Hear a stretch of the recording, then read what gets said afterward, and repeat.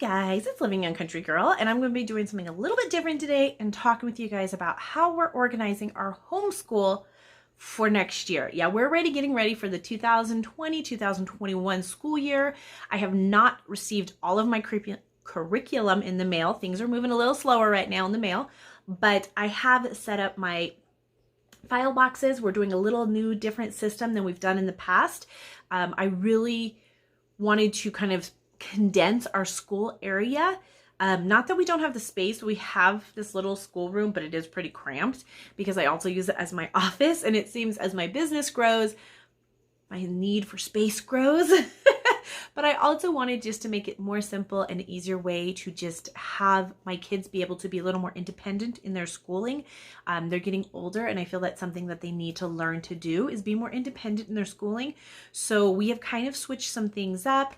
I will show you guys, we're finishing out the year with this system, and then as the new curriculum comes in, I will start putting it in those last remaining weeks, because we do school year round, and that's simply because we take off time when other schools are usually still in school. We will take off time. We take off almost the whole month of December usually. We take off time for camping or for trips and stuff.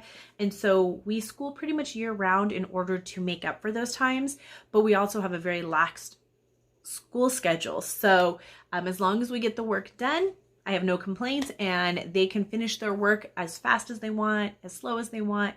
But I'm going to show you guys, I'll flip the camera and show you guys how we set it up for this school year. I hope this helps you guys out, because this really is a great idea.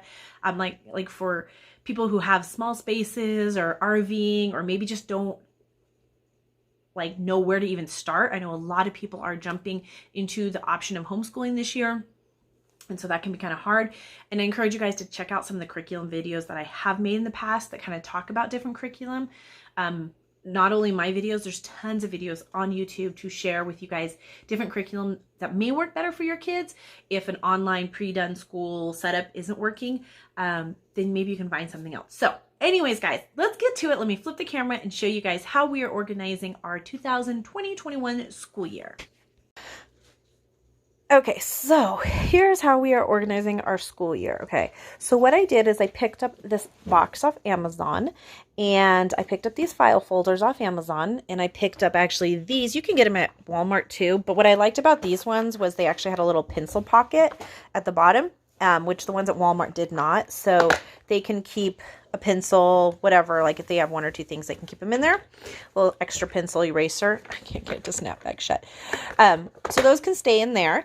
And I'll show you what I do with these, but I'm first going to start with this. So this box actually has all of their work for 35 weeks of school right here, you guys. No extra big boxes. I tried the little boxes last year. If you saw my video, how I organized and did them last year, but this year, it just didn't work. Having the one big book in there just didn't work for us. We need it. They like to be able to see it and see it done and see the progress a little more frequently than just when you finish a book. And that takes all year to finish a book. So it kind of is just a little more rewarding to have it done every week. And it kind of also makes it not look like so much when you're just looking at 1 week at a time. So what we did, or what I did, was I went through their books, and I literally pulled out, you can see I pulled out all of the pages. The first part's there because we were doing the box and then realized it wasn't working. So went and switched over to this system. And this is actually set up to finish out this year and start next year. So of course, it'd be easier if I started at the beginning of the year, but because I just we school year round, there's not really a beginning. We just keep working through our books. So there's not necessarily like 35 weeks, but I still have it done in 35 weeks. So it still kind of keeps me a little organized as far as tracking where I'm at. So this is 1 week of schoolwork.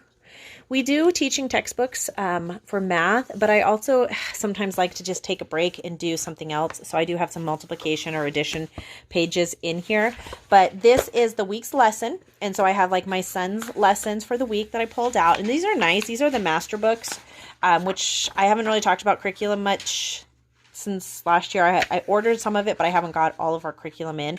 So once I get all the curriculum, I'll go through and show you guys what we did. If you want to see a curriculum video on what exactly curriculum this is, you can check out my curriculum for last year, the 2019-20 school year, and it shows you it. So I like this because it literally has like exercise 3, and that's the days for the week. So this is actually broke down into each day, but then each week. So this like lesson 13 is going to be week 13.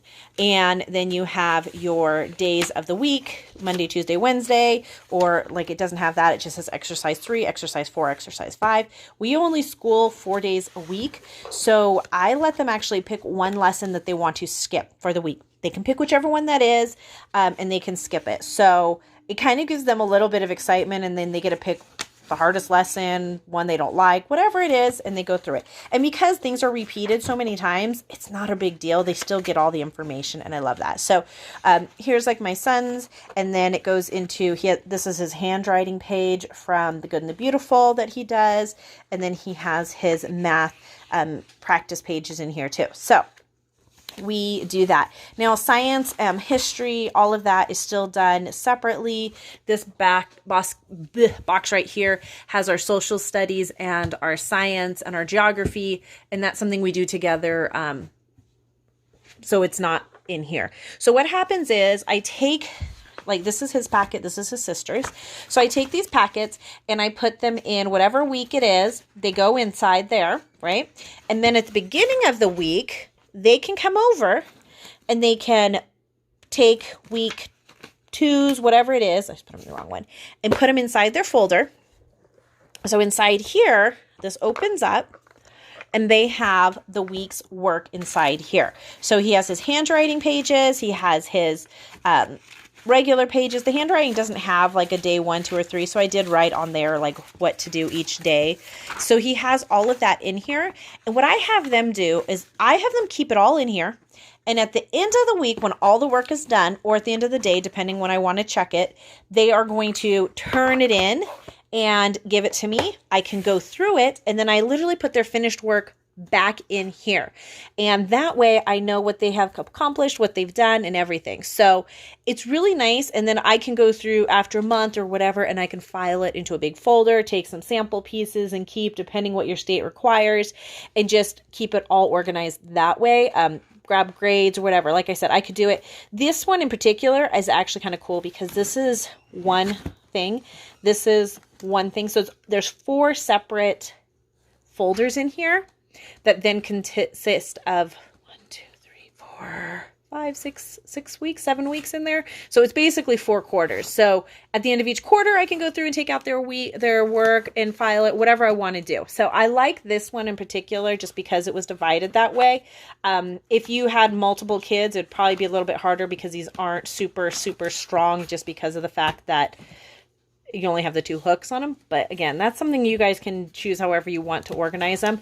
But I love it because I literally have all of their work here. I have a little space back here, and I might end up putting a folder back here that has kind of like my teacher guides and my teacher answers, because right now I have my teacher answer packets in the very back one because we don't have 35 weeks yet because I haven't ordered next year's curriculum. So the back ones are actually empty and we're just finishing out this year's. So that's how we do it. And then this is all they have to have. They grab their little notepad. It has their week's worth of work. If they're doing teaching textbooks, then they would grab that. If they wanted to do something else, they could, use their computer or whatever. But this is really all they have to take with them. No big box, nothing. And so this for me is just a great way to organize and have it all done. And this is the space it takes. Well, technically, because we have geography and everything in here and extra reading books for my son and stuff in there. But this is what it is, you guys. I have 2 of these.